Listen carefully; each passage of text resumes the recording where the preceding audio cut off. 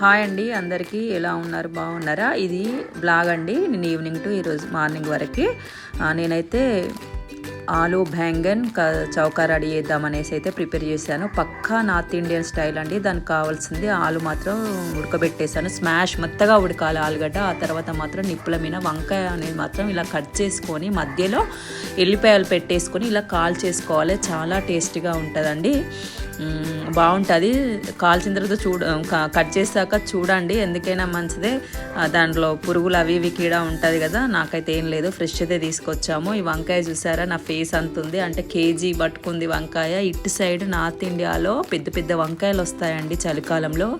మన వైపు ఇలాంటివి దొరకవు కదా. ఇది కూర వండుకుంటే బాగుండదు, ఇలా చౌకా చేసుకుంటే మాత్రం సూపర్గా ఉంటుంది. అప్పుడప్పుడు చేస్తాను నేను.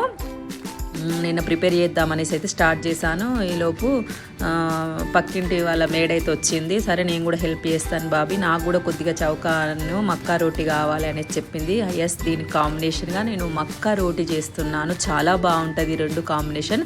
చపాతీలో కూడా సూపర్గా ఉంటుంది.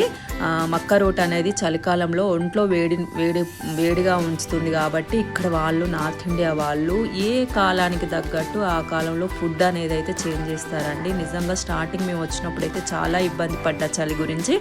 అప్పుడు మాకు ఇక్కడ వాళ్ళు చెప్పారు, ఇలా ఆవాల నూనె వాడాలి, చలికాలంలో మసాజ్ చేసుకోవాలి ఆవాల నూనెతోటి. ఆవాల నూనె అనేది ఎక్కువ ప్రిపేర్ చేయాలి, అది ఒంట్లో వేడిని పుట్టిస్తుంది. తర్వాత ఆకుకూరలు కూడా ఇక్కడ డిఫరెంట్గా ఉంటాయి. ఆకుకూరలు అనేది ఇప్పుడు తింటే కొంచెం బాగుంటుంది. అందుకోసమేమో ఇక్కడ చలికి వాళ్ళు చాలా తట్టుకుంటారు, మన వల్ల మాత్రం కాదండి.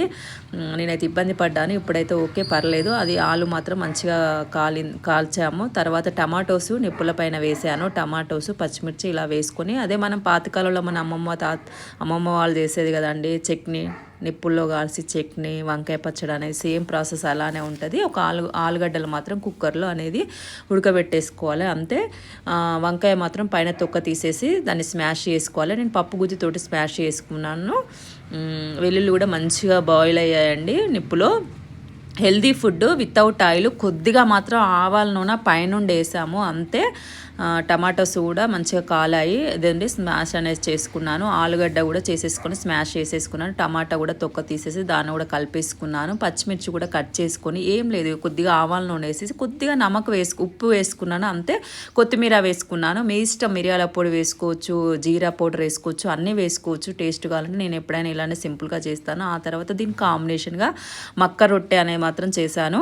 చాలా సూపర్గా ఉంటుంది. ప్రతి చలికాలంలో మేము మక్క రొట్టె అనేది తింటామండి. నేను మార్కెట్కి వెళ్ళినప్పుడు అయితే కేజీ తీసుకొచ్చాను. అంతకుముందు మాత్రం ఆయన తెలిసిన వాళ్ళు ఎవరో ఇస్తే మాత్రం లాస్ట్ ఇయర్ అది కంప్లీట్ ఖతం అయిపోయింది. ఇప్పుడు మాత్రం కొనుక్కొచ్చాము. ఇదిగోండి మక్క రొట్టె మాత్రం రెడీ అయిపోయింది. దాని మీద మంచిగా నెయ్యి అనేది వేసుకొని తింటే ఎంత సూపర్గా హెల్దీ టేస్టీ రెండు ఉంటాయండి. విత్ కాంబినేషన్ ఏంటి, ఆలు బ్యాంగన్ చౌకా, కాల్చిన వంకాయ టమాటా ఆలు కొత్తిమీర పచ్చడి అంటారు మన సైడు, ఇక్కడ మాత్రం చౌకా అంటారు. సూపర్గా కుదిరిందంటే ఎంత బాగుందండి అసలు చెప్పలేను. అది చేసుకొని తింటేనే తెలుస్తుంది అనేది. మక్క రొట్టె కూడా చాలా టేస్టీగా ఉంటుంది. నార్మల్ సాదా రొట్టె కూడా చేసుకోవచ్చు, కాకపోతే నేను కొద్దిగా నెయ్యి వేసాను. ఎందుకంటే మా సాత్విగానికి కొంచెం ఈ రొట్టె ఎక్కువ తినడు, కానీ తినిపించాను పక్కన ఉండి. మళ్ళీ వానికి గోధుమ పిండి రొట్టెలు కూడా చేశాను, చపాతీలు చేశాను ఒక రెండు. ఇది ఒకటి, అవి 2 వేసి అయితే వాడు తినేసాడు. ఇది నైట్ మాత్రం డిన్నర్ మాది. మ్యాక్సిమం రొట్టెలే వేస్తాను. ఎప్పుడో ఒకసారి కొంచెం హెల్త్ సహకరించినప్పుడు మాత్రం రైస్ అనేది పెట్టేసుకుంటాను. ఎక్కువ మాత్రం చలికాలంలో టిఫిన్సే ప్రిపేర్ చేస్తాను, అవైతే బాగుంటాయి. చలికి తినాలనిపించదు. ఇదండి, ఇలా మాత్రం నేనైతే నైట్ డిన్నర్ అయితే మక్క రొట్టె, దాని కాంబినేషన్గా ఆలు బ్యాంగన్ టమాటా చౌకా అనేది మాత్రం ప్రిపేర్ చేశాను. చాలా టేస్టీగా కుదిరింది.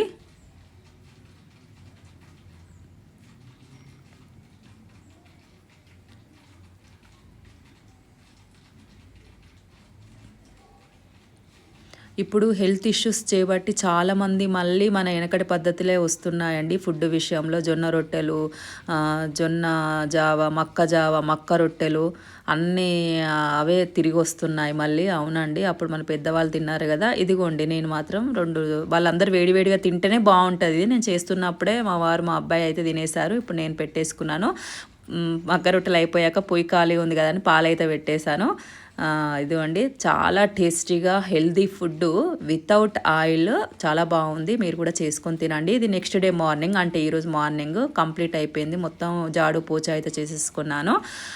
టీ అయితే తాగుతున్నాను. ఏంటి ఇంత పెద్ద గ్లాస్లో వేసుకున్నారు టీ అనుకున్నారు, కొంచెమే తీసుకున్నాను. తర్వాత మాత్రం ఈరోజు మార్నింగ్ వారికి టిఫిన్లోకి మాత్రం పూరి అయితే ప్రిపేర్ చేస్తున్నాను, గోధుమ పిండి పూరి.